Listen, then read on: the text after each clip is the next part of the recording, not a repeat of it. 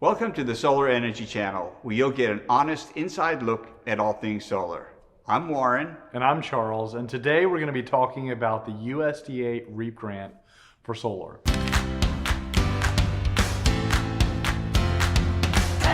Before we jump into the content, don't forget to like this video and subscribe to our channel so you'll get notified of future videos just like this.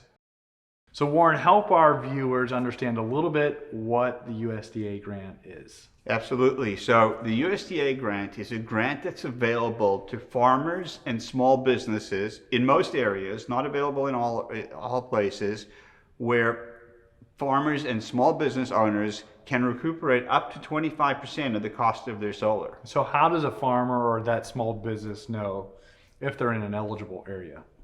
So they could reach out to, they could either go to the USDA website and look for them, they have a map on their website, or they could reach out to their local solar company and they'd help them figure that out. So on that website, you can put in your address, and after putting in the address and pushing search, it'll tell you if you're in that eligible area. So farmers are eligible, businesses are eligible.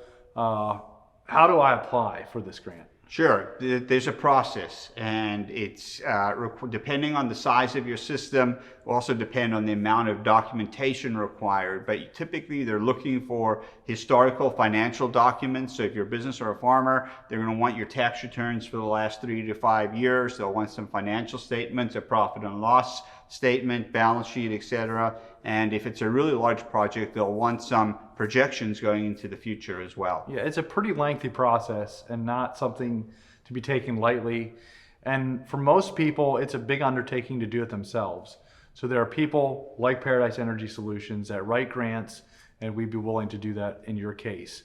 So Warren, does anyone that apply for this grant get it? No, it's a competitive grant. So the USDA has a scoring system that's based on the size of your business, the industry you're in, how much electricity you're going to be offsetting versus how much you use. So they have a complex scorecard that they use, and they score each project individually, and it's competitive. You're going to be competing against other projects out there who are applying for that same bucket of money. The USDA funds are federal funds that are distributed on a state level.